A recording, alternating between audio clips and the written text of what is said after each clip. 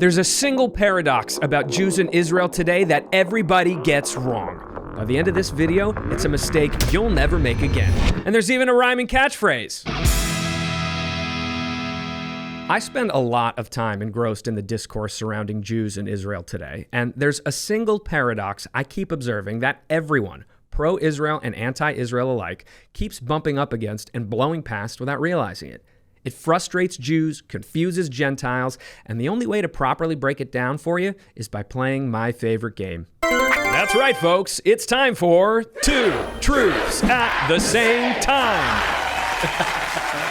All right.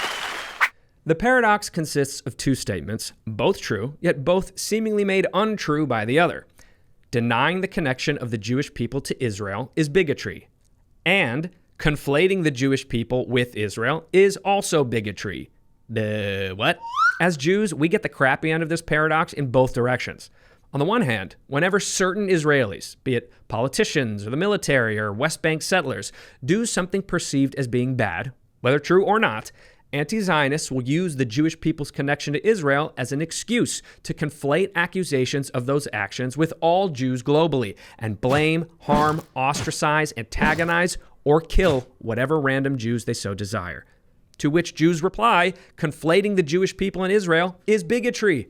And sure, sub the word Zionist for Jew, whatever, it's the same bigotry. On the other hand, let's say an American politician is spreading libels about Israel and is consequently designated by Jews as harmful to our community here in the West.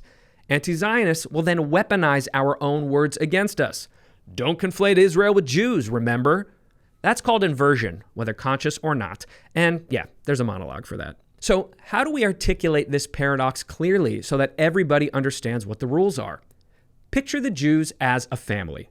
I mean, yes, of course, Jews are a family, but I mean as a literal, immediate family of siblings, parents, cousins, etc. And let's say this family's last name is Jew, and there are relatives all over the world. Now, let's say one cousin, Israel Jew, is accused of a crime he says he did not commit.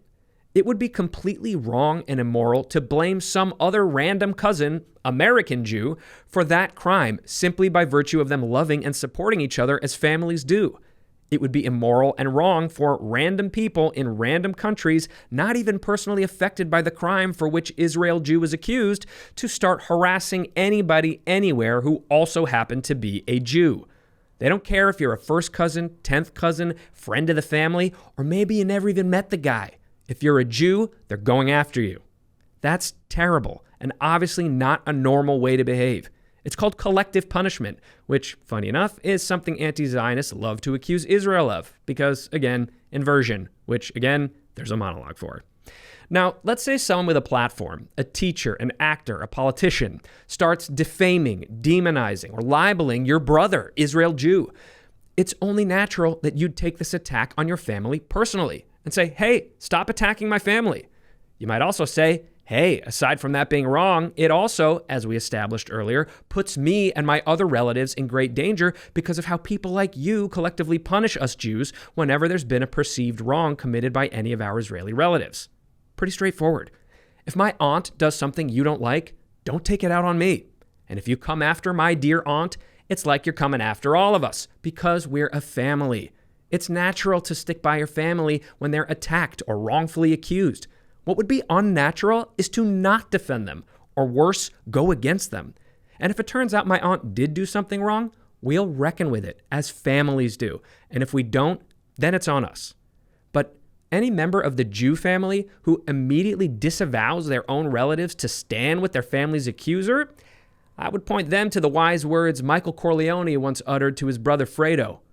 Never take sides with anyone against the family. I'm not saying we should aspire to be like Michael Corleone, but for sure, no one wants to be Fredo. Oh. So what should you say when you see anti-Zionists pulling the collective punishment or the don't conflate inversion card? Hit them with the two truths. When you take something negative you perceive Israel to have done and use that to assign blame to all Jews globally, that's bigotry, and we're going to tell you so.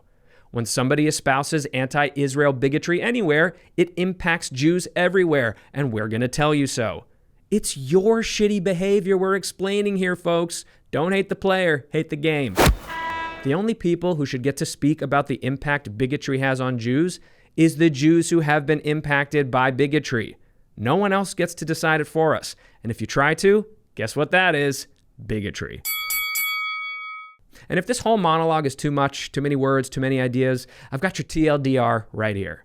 When it comes to matters of bigotry, anti-Zionism, anti-Semitism, Israel, and all the rest, there's one simple directive. Take your cues from Jews. Boom, put it on a t-shirt.